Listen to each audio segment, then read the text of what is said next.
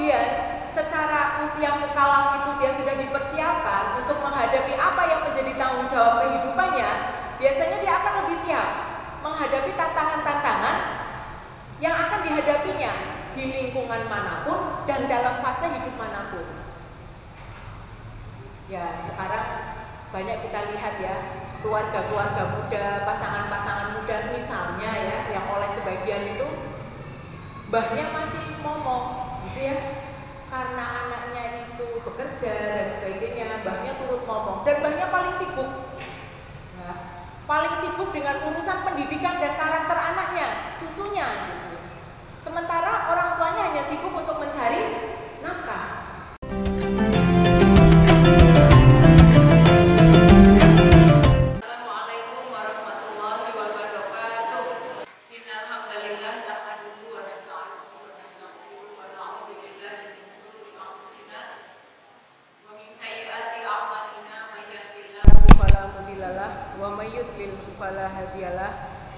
Asyhadu an la ilaha illallah wahdahu la syarikalah wa asyhadu anna Muhammadan abduhu wa rasuluhu la nabiyya ba'dah.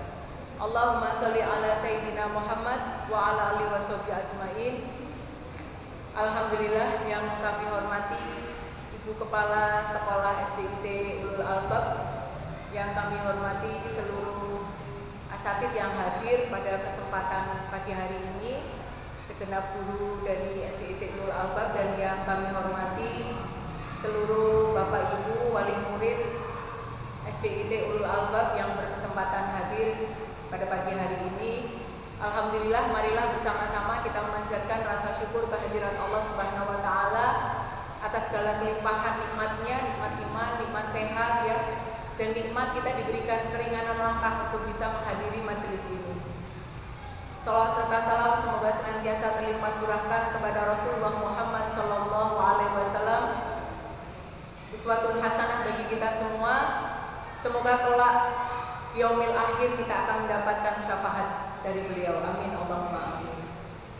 Bapak Ibu yang dirahmati Allah, kesempatan pagi hari ini kita akan berbincang-bincang tentang tarbiyatul aulad ya. Secara mudah ini tentang pendidikan anak gitu ya, tentang pendidikan anak.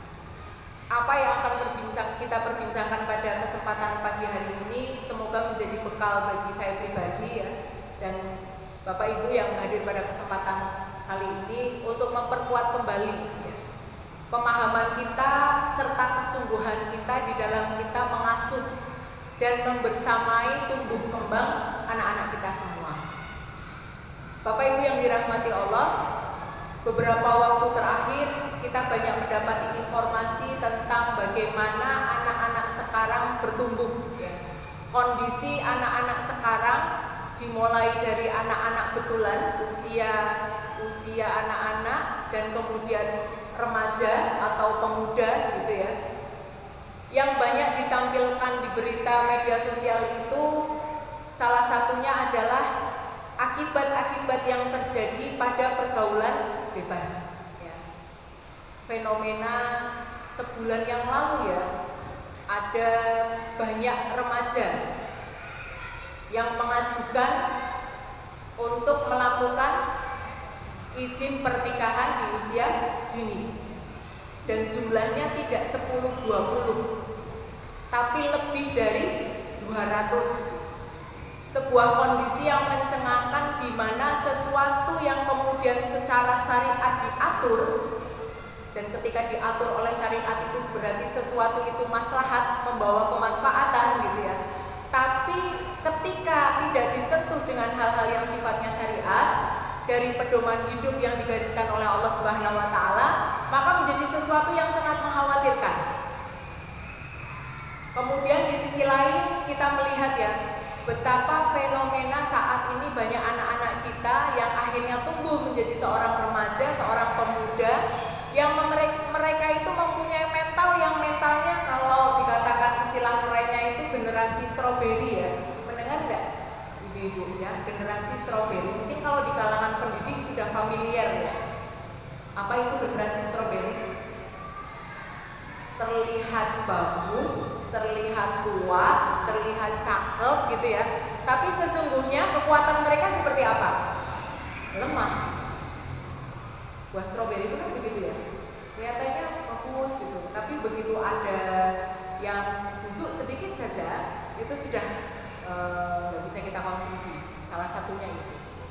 Jadi muncul kekhawatiran-kekhawatiran yang memuncak gitu ya bagi kita sebagai orang tua. Kenapa fenomena ini terjadi?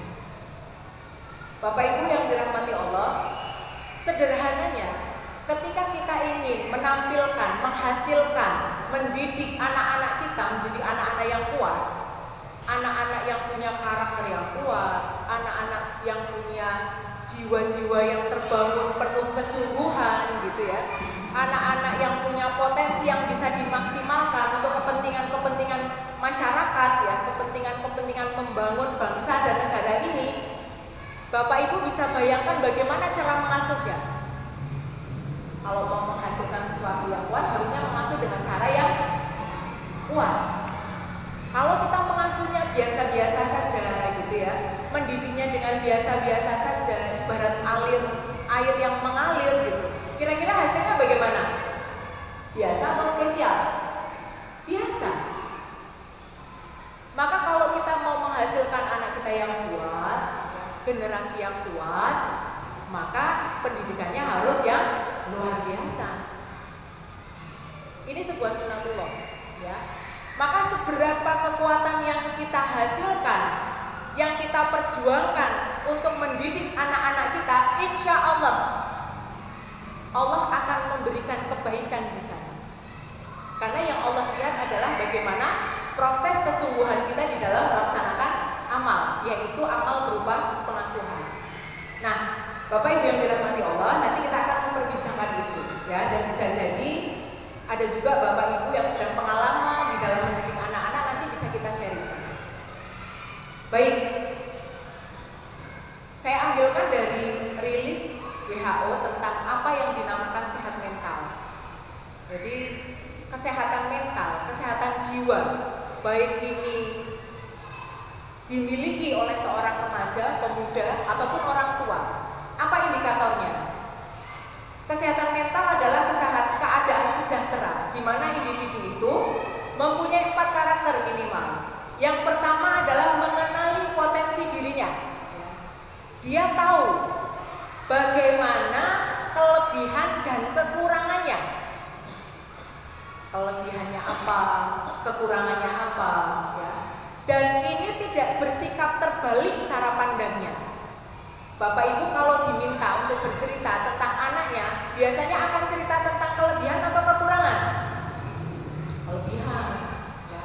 Anak saya sudah bisa ini, sudah bisa itu, gitu ya. Tapi kita bicara mental ya.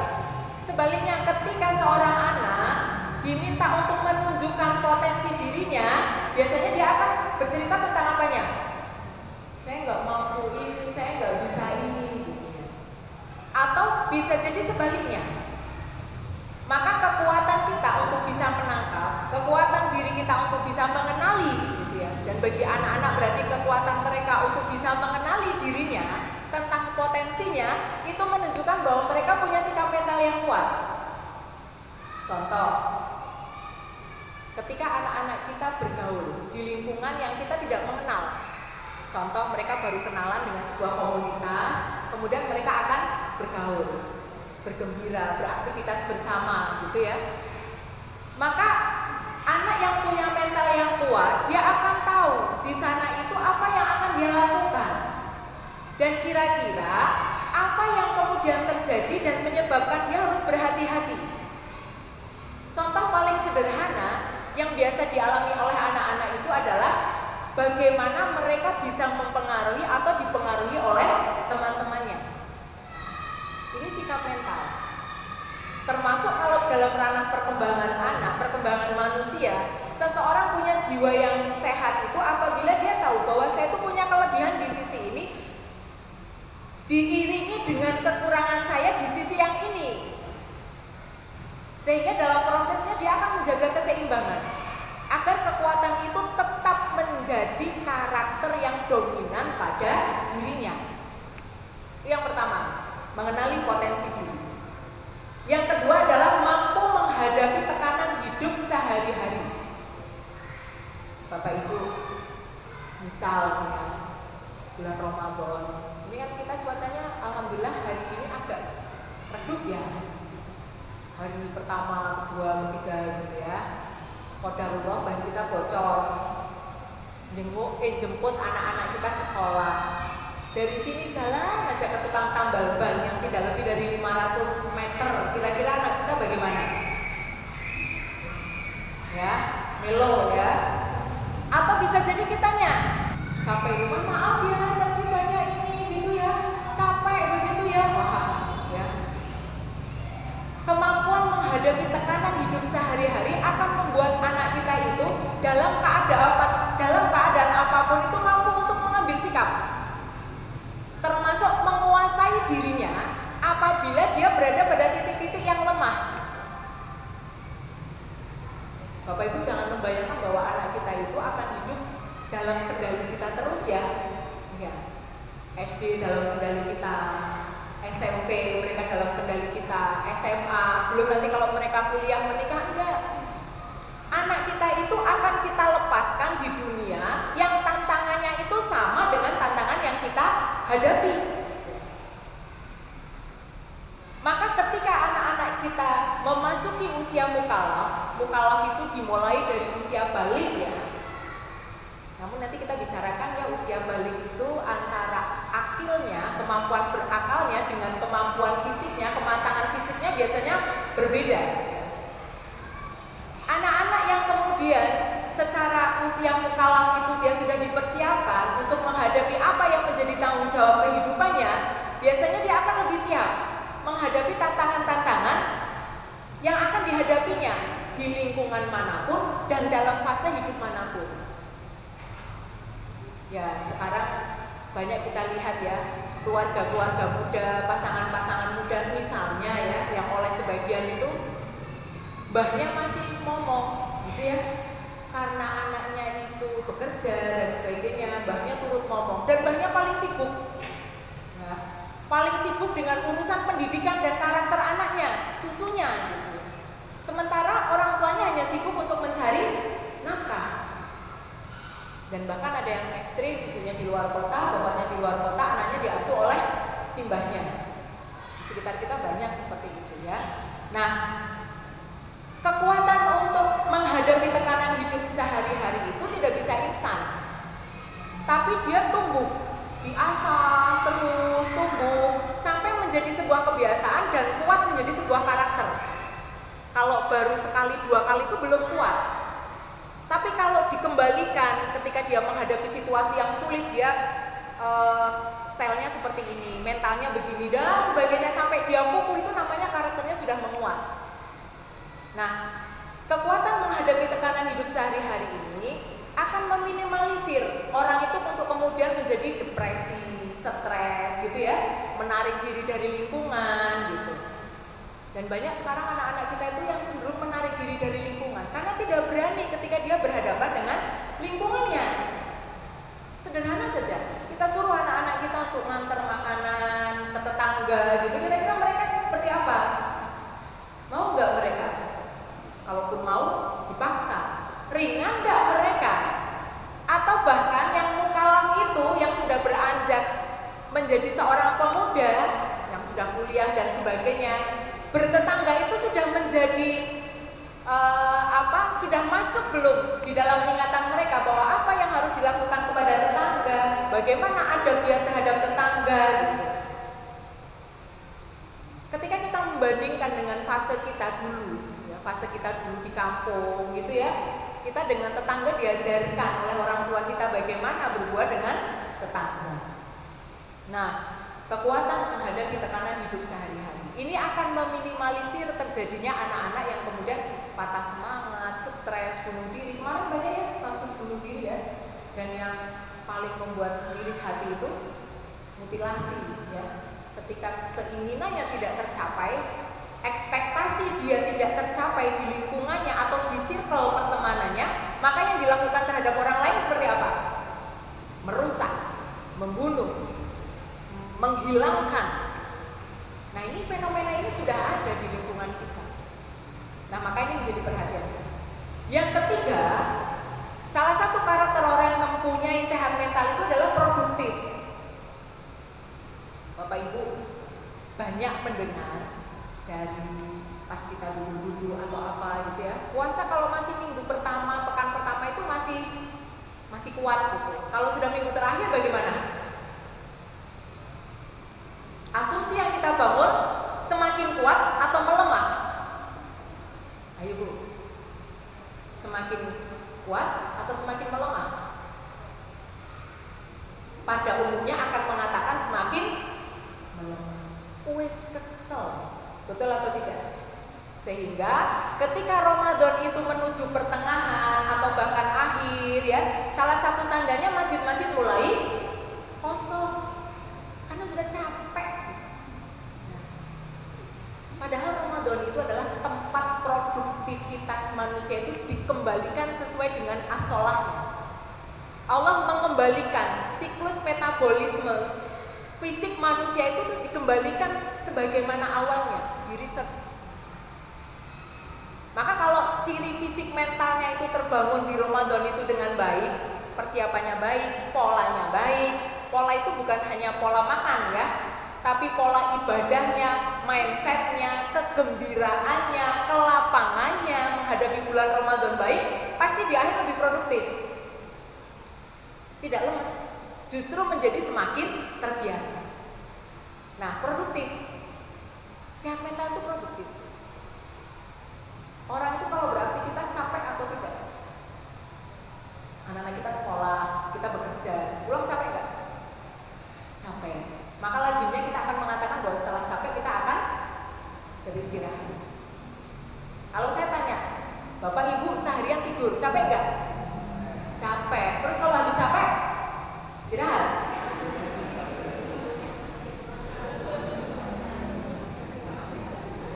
Kita itu seringkali mengidentifikasikan setiap pergerakan tubuh kita itu akan menghasilkan rasa capek, betul tidak? Namun ketika aktivitas itu adalah aktivitas yang kita tunggu-tunggu, yang kita cintai, contoh misalnya aktivitas yang gampang yang kita tunggu-tunggu apa Bu? Pak? Piknik, rihlah, gitu ya? Trip kemana gitu ya? Kira-kira mempersiapkannya capek nggak? Wah, ya. Wah, luar biasa. Dananya disiapkan, ya atau tidak? Ya, fisiknya disiapkan, konsentrasinya disiapkan. Grup yang akan membawa kita pada ekspektasi kesenangan itu akan kita jaga. Nah, itulah manusia. Allah sebetulnya secara natural, secara fitrah, sunatullahnya memberikan kepada kita harapan-harapan untuk kita senantiasa bisa hidup dan produktif. Hanya letak produktifnya itu yang seringkali di antara kita mempunyai standar yang berbeda. Bagi seorang ibu menyiapkan buka untuk anak dan suami, mungkin bagi sebagian orang merasa bahagia. Suami, anak makan hasil dari racikannya, betul tidak? Betul. Bahkan berkali-kali ditanya ya, bah, ya, enak gak? Bertanya nih ya, gurih gak? Gitu. Enak ya. Tapi ada sebagian orang yang merasa bahwa menyiapkan makanan, menyiapkan hal-hal yang sifatnya begitu, gak perlu harus serius gitu. Bisa didelegasikan ke orang lain. Warung banyak, ya, kafe banyak, misalnya begitu. Nah, kebahagiaan orang itu relatif. Dan produktivitas itu kalau kita mau menuruti apa yang disampaikan oleh manusia, maka relatif juga produktivitas itu. Produktivitas untuk seseorang belum tentu berlaku untuk orang lain. Nah, pertanyaannya sebetulnya produktivitas Allah Subhanahu wa Ta'ala untuk hambanya itu kira-kira berbeda atau sama? Sama. Nah, tinggal bagaimana kita cari tahu apa kunci produktivitas itu, ya. Nah, yang keempat adalah berkontribusi atau bermanfaat untuk komunitas.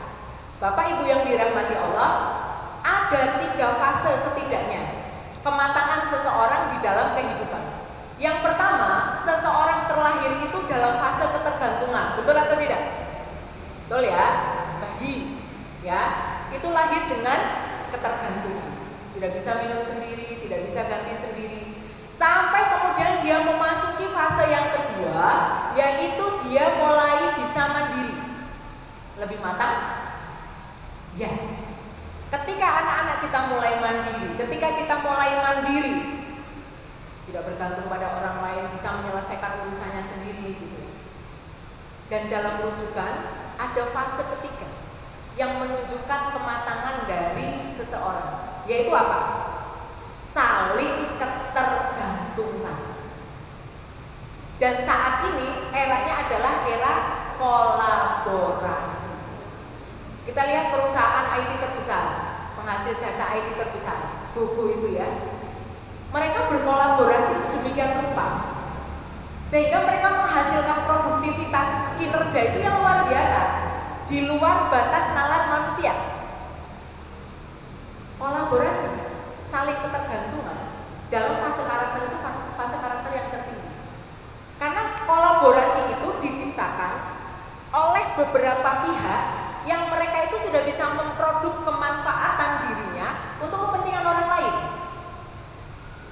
Dalam dia menjalin kepentingan, menjalin sesuatu dengan orang lain, tentu ada proses yang tidak sederhana. Bagaimana dia mengolah dirinya, bagaimana apa yang dia peroleh itu, yang dia hasilkan itu bisa diterima oleh orang lain. Maka kalau era sekarang kita mendidik anak bukan hanya untuk mandiri, tapi untuk berkolaborasi. Dan ini senada dengan ayat Allah, bahwa Allah menciptakan kamu berbangsa-bangsa, bersuku-suku untuk saling lita'arufu, untuk saling mengenal. Nah, gunanya seperti itu. Maka kalau ada anak kita usia yang harusnya dia sudah produktif minimal untuk dirinya, nggak usah disuruh usia SMA, kuliah gitu ya, kok dia belum bisa membangun komunitas dengan orang lain, masih menarik diri dari lingkungan gitu ya, masih malu untuk kemudian membangun komunikasi dengan orang lain, maka dia belum sampai pada fase yang ketiga tadi. PR kita masih panjang. Membangun fase 1 dengan membangun fase 2 tadi, dari ketergantungan naik ke kemandirian, itu lebih mudah dibandingkan dari kemandirian menuju saling ketergantungan. Dan sunatullahnya, kita hidup berumah tangga, bapak dengan ibu saling tergantung, bukan? Saling tergantung. Secara fitrah diciptakan seperti itu. Maka saat ini kita hadapi fenomena. Kebetulan saya adalah konsultan keluarga di Rumah Keluarga Indonesia. Banyak pasangan muda itu yang tidak merasa nyaman dengan ketergantungan. Contoh, berkeluh kesah, suami saya itu kalau makan, kemudian kalau mau berangkat bekerja semuanya harus disiapkan. Ini kan nggak nyaman bagi saya. Begitu pula sebaliknya, si suaminya, saya itu pingin istri saya itu mandiri secara ekonomi, nggak bergantung pada saya. Jadi kalau saya bekerja itu ada yang kemudian membantu. Saya bilang begini, Bu, kalau suami panjenengan itu nggak butuh dibantu sama jenengan, itu maknanya dia nggak butuh jenengan. Begitu pula dengan suami tadi, Bapak, kalau Bapak mau istri Bapak mandiri, maka istri Bapak pasti akan sulit menurut perintah Bapak. Jadi sudah mandiri. Sehingga keterikatan di dalam keluarga itu tidak menjadi indah. Padahal kita yang sudah berkeluarga merasakan ya bagaimana keterikatan di dalam keluarga ya. Harus ngurus urusan suami. Itu sebetulnya ketika kita cerita itu kita tuh bangga atau kita sedang bersedih, Bu? Nah, suami saya tuh gitu ya, saya harus pulang jam segini karena nggak mungkin suami saya nggak bisa kalau nggak ada saya. Itu sebenarnya jenengan bahagia atau sedih? Bahagia kan? Nah, tapi banyak generasi muda sekarang yang merasa itu sebagai sebuah hal yang tidak nyaman karena mereka nggak suka. Nah, maka disinilah letak bagaimana kita menunjukkan produktivitas sehingga kita bermanfaat untuk lingkungan. Nah, fasenya 3 tadi ya. Kita bisa jadikan ini sebagai salah satu indikator pada saat kita mengukur kedewasaan anak-anak kita.